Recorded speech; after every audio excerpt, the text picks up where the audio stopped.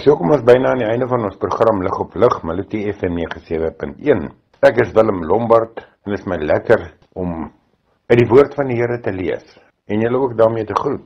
So aan die einde van die program lees ons altyd die gedeelte uit die Nuwe Testament. Ons weet baie goed dat die wind ook partykeer met 'n hoofletter geskryf kan word en dat die wind dieselfde woord het in baie tale, ook in die antieke tale. En daarom is wind partykeer die gees van die Here. En die gees van die Here werk op misterieuse wyse. In die Nuwe Testament lees ons in Lukas hoofstuk 1. Die geboorte van Jesus word aangekondig. In die 6de maand van Elisabeth se swangerskap het God die engel Gabriël gestuur na 'n maagd in Nasaret, 'n dorp in Galilea. Sy was verloof aan Josef, 'n man uit die geslag van Dawid. Die naam van die maagd was Maria. Toe die engel by haar kom, sê hy, "Ek groet jou, begenadigde, die Here is by jou." Sy was verbuisterd oor die woorde en het gewonder wat die begroeting tog kon beteken. Die engel sê toe vir haar, "Moenie bang wees nie, Maria, want God bewys genade aan jou. Jy sal swanger word en 'n seun in die wêreld bring en jy moet hom die naam Jesus gee. Hy sal groot wees en die seun van die Allerhoogste genoem word. Die Here God sal hom die troon van sy voorvader Dawid gee. En hy sal as koning oor die nageslag van Jakob heers tot in ewigheid. Aan sy koningskap sal daar geen einde wees nie." Maar Maria sê vir die engel, "Hoe is so iets moontlik, aangesien ek nog nooit omgang met 'n man gehad het nie?" En die engel antwoord haar, "Die Heilige Gees sal oor jou kom, en die krag van die Allerhoogste sal die lewe in jou wek.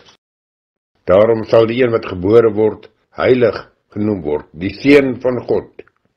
Kyk, 'n bloedverwant van jou, Elisabeth, het in haar ouderdom self ook 'n seun ontvang.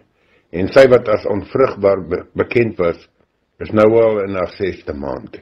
Niks is vir God onmoontlik nie." Maria sê toe, "Ek is tot beskikking van die Here, laat met my gebeur wat U gesê het." En toe het die engel van haar weggegaan.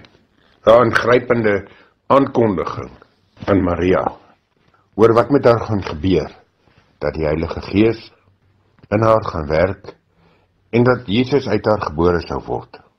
Maar ons sien ook hier dat iets anders gebeur, dat hier 'n aanvaarding kom van 'n moeder met 'n groot uitdaging om die lewe aan te pak.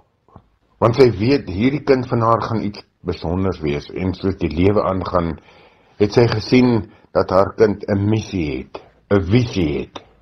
Haar kind, die Here Jesus, het gekom, en sy het nooit in sy pad gestaan nie. 'n Wonderlike eienskap vir my van Maria. En ook in daardie opsig, glo ek dat die Heilige Gees vir haar bereid en bekwaam en voorberei het, om haar kind so groot te maak, om as seun, as man, die beste te kan doen wat hy kan doen op die hele wêreld, teenoor elke een. Dat dit uitdagend was, dat dit 'n alleenpad was om te loop, ja, dit weet ons. So alleen dat dit op die eind, sonder vriende, met verraaiing deur vriende, sonder ondersteuning van enigiemand, dat hy stokkiel alleen aan die kruis geëindig het. Iets daarvan wys vir ons, moederskap, om jou kind uit te daag, om die lewe voluit te vat, al jou vermoëns, al jou talente, te sorg dat jou nalatenskap as mens vir ander waardevol is, dat dit partykeer werklik eis, dat jy moed aan die dag moet lê as moeder, om jou kind vry te stel, uit te daag, om die beste te doen, met elke dag van sy lewe. Ja, vaders ook, moeders ook, kom ons los ons kinders, kom ons daag hulle uit om die beste te doen, met elke stukkie, greintjie, talent in hulle. Partykeer gaan dit swaar wees, uitdagend wees, maar dit is die manier om die volle verwesenliking van jou doel op hierdie aarde te bereik. En daarvoor het ons die genade nodig van die Here. En die wind van die Here, die gees van die Here, moet deur ons waai. En ons moet toelaat dat dit gebeur. En daarom mag die genade van ons Here Jesus Christus, die liefde van God en die gemeenskap van die Heilige Gees met elkeen van julle wees en bly tot in ewigheid. Amen.